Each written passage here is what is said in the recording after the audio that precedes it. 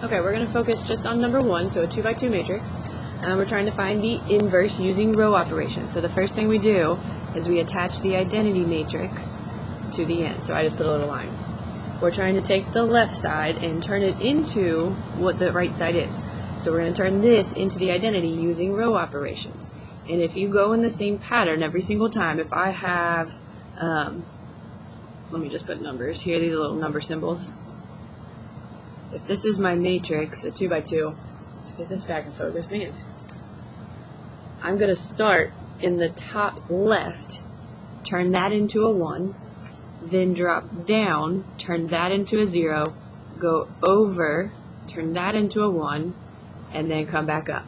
So it's like we're making a U. Think of it as a U. If you follow that pattern, you're going to be able to do this in the same number of steps each time. If you don't follow that pattern, you're going to start undoing things you've already done, and you've got a problem. So the first thing we do is we multiply row 1 by a constant. So I'm going to do 1/4 of row 1. Basically, we're just saying I need to turn this 4 into a 1. So that's going to give me 1, 7/4, 1/4, and 0. You have to multiply all the way through. Row 2 does not change. So there's my new matrix. Then we're going to go through. We're going to drop down. We're going to do the U. We're going to turn this 2 into a 0. And we always are going to use this 1 that we just created because he is able to become anything we want. So I'm going to take -2 times row 1 and add it to row 2 because remember the last row listed is the only one changing. So row 1 is untouched. 1/4 and 0.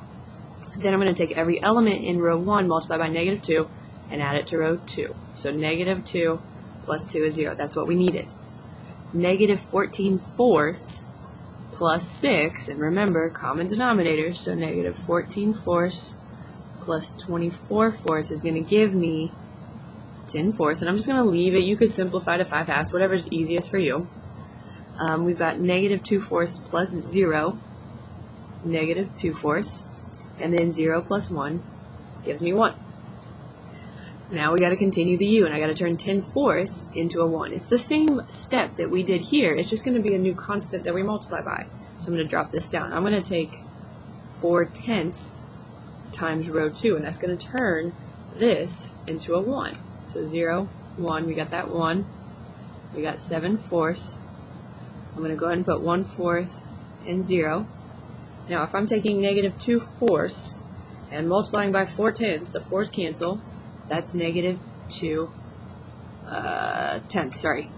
I was trying to simplify. -2 tenths. Then I've got 1 times 4/10. That's 4/10. Notice I'm not simplifying fractions. You can. I'm just making it as easy as I can. Last step is to circle back around, and I have to turn this into a 0. Same exact way that I turned this into a 0 up right here on step 2. So this 1 is going to be used. So I'm going to take -7/4 times row 2 and add that to row 1. And remember, row 2 will not change. So 0, 1, that's what I need. I'm going to go ahead and simplify. Since this is my last step, -1/5, we got 2/5. But now I've got to take 7/4 times 0 plus 1. That's 1. That's why we do this, because we're not changing that 1 I already had. -7/4 plus 7/4 is 0. Then, let's see here, -7/4 times -1/5, that's going to give me 7/20, plus row 1, which was 1/4, or 5/20 is going to give me 12/20. Then I'm going to do the same thing. I've got -7/4 times 4/10. This one's a little bit nicer. We get -7/10 plus 0 is -7/10. The only thing I could do right here would simplify. What's that going to be to divide by 4, so 3/5. And then this is my inverse. So pretty handy how it works out. If you go through it 1, 2, 3, you have 4 steps every single time for a 2 by 2.